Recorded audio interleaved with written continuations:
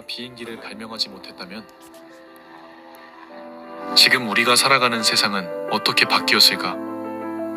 역사에 만약은 없다. 지나간 역사는 돌이킬 수 없기 때문이다. 하지만 현재를 정확히 바라보기 위해서 우리는 때때로 역사의 가정법을 사용할 필요가 있다. 오늘 우리는 가정법을 사용하여 평가가 극명하게 갈리는 일련의 사건들을 재조명해 보려 한다.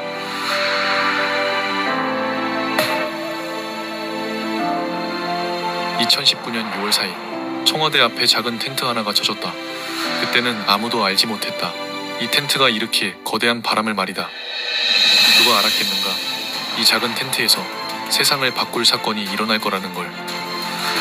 문재인 정권이 3년 차에 접어들며 권력의 정점에 있을 때였다. 문재인 대통령의 국정운영 지지도가 84%를 넘는 것으로 나타났습니다. 국민의힘의 전신인 자유한국당 의원들은 문재인 정권에 대항하기는커녕 고개를 조아리기 바빴다. 이때 처음으로 문재인 정권의 일가를 날린 사건이 있었다. 바로 전광훈 목사의 시국선언이었다. 이번에 한 번만큼은 나라가 망하기 전에 지켜야 되겠다. 방법은 하나밖에 없다. 문재인 대통령이 올 연말까지만 하고 누가 뭐라고 하기 전에 스스로 청와대에서 나오라. 시국 선언문을 발표했습니다. 이 사건으로 인해 처음으로 문재인 정권에 균열이 가기 시작했다. 이것은 결코 일개 목사가 할 수 있는 일이 아니었다. 그는 한여름 뙤약볕 속 땀을 뻘뻘 흘리며 문재인 정권의 만행과 실정을 폭로하였다. 그야말로 목숨을 건 사투였다. 절망에 빠져있던 국민들은 여기서 한 줄기 빛을 보게 되었고 텐트로 모여들기 시작했다. 작고 보잘것없는 텐트가 어느새 국민들의 희망의 집이 되어 있었다. 만약 전광훈 목사의 시국선언이 없었다면 대한민국은 어떻게 됐을까?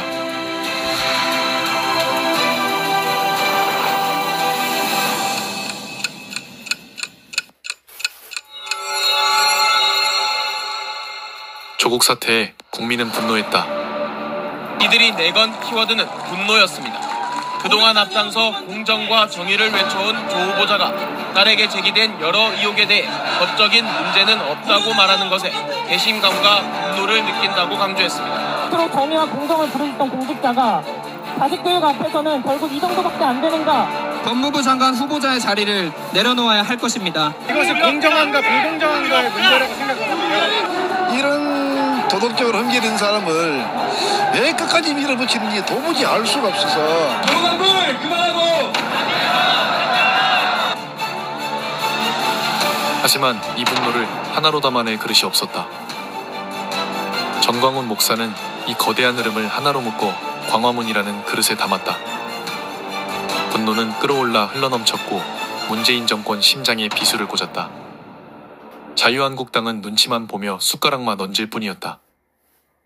문재인 대통령의 국정 지지율이 취임 후 최저치인 32.4%까지 떨어졌다는 여론조사 결과가 나왔습니다. 이로 인해 하늘 높은지 모르고 치솟던 문재인의 지지율은 땅으로 곤두박질 쳤고 조국 법무부 장관이 오늘 오후 전격적으로 사퇴 의사를 밝혔습니다. 조국은 도망치듯 법무부 장관직을 사퇴했다.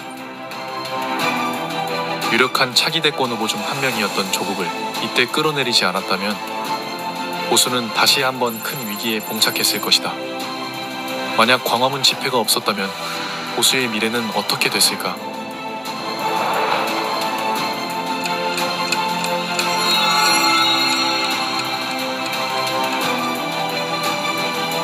윤석열은 살아있는 권력에 맞서 조국을 수사했다.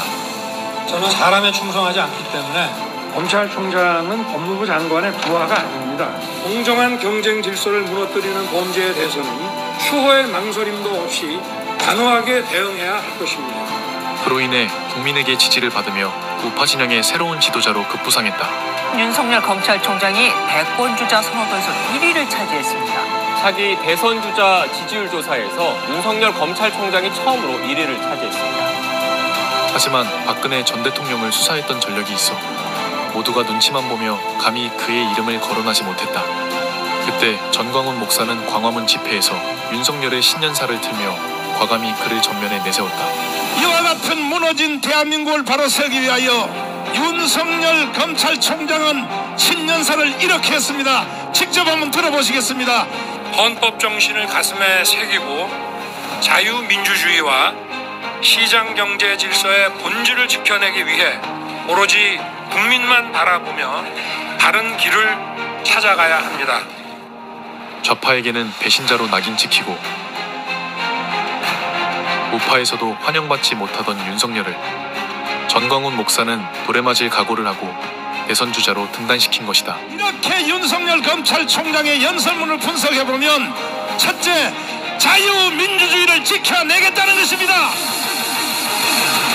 두 번째, 시장 경제를 지켜내겠다는 것입니다. 존경하는 국민 여러분, 윤석열 검찰총장님을 우리는 지켜내야 됩니다. 만약 이때 국민의 내리 속에 윤석열을 각인시키지 않았다면 윤석열은 대선 주자로 나설 수 있었을까?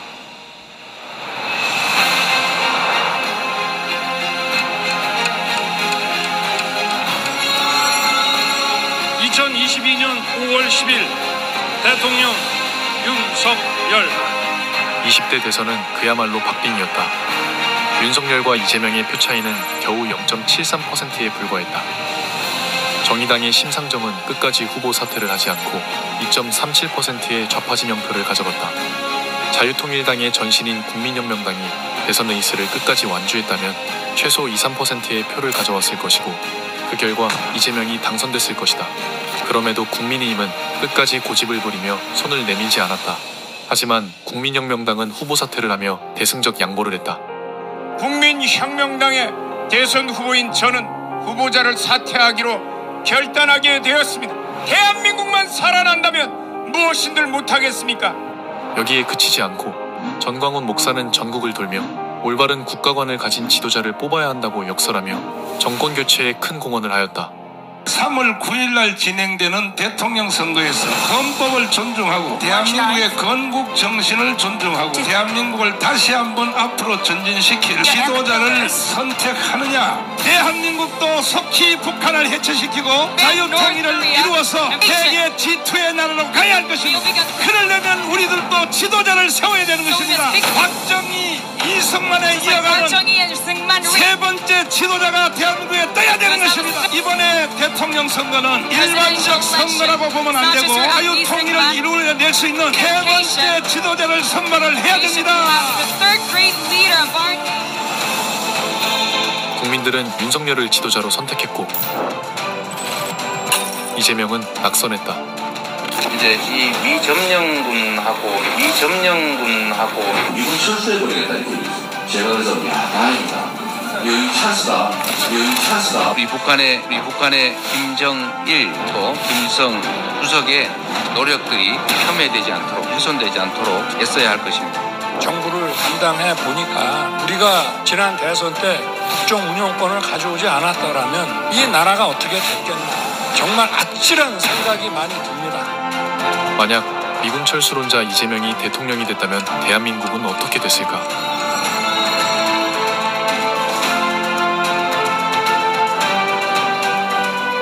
지금까지 본 것처럼 국민의힘은 좌파들과 싸울 힘도 의지도 없다. 좌파들은 전쟁을 하는데 국민의힘은 정치를 하고 있는 것이다. 국민의힘은 더 이상 믿을 수 없다. 국민의힘은 비가 오나 눈이 오나 나라를 지키기 위해 광화문에 나왔던 1000만 명이 넘는 국민을 문전박대했고 극우 프레임을 씌워 당에서 내쫓았다. 극우 세력과 거리 두기를 본격화했습니다. 이걸 당장 좀 닫아주셨으면 좋겠어요. 우리 당이 알아서 할 겁니다. 22대 총선에서도 생각 없이 국민의힘을 찍는다면 이명박, 박근혜 전 대통령에 이어 또다시 우리 손으로 만든 대통령을 잃는 결과를 가져올 것이다. 대통령 박근혜 탄핵 소추안은 가결되었음을 선포합니다.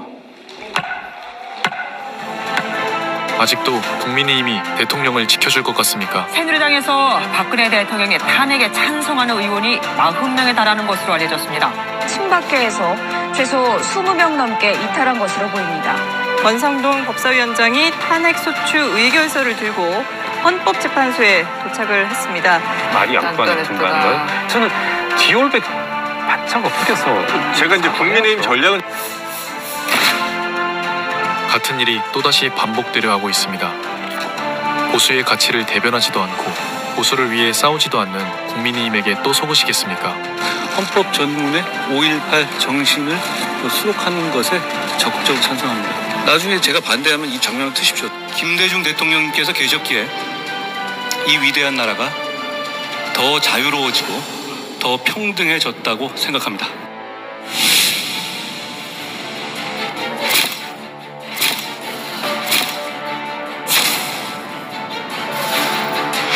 만약 이번에도 잘못된 투표를 한다면 이번 선거가 마지막 투표가 될 수도 있습니다.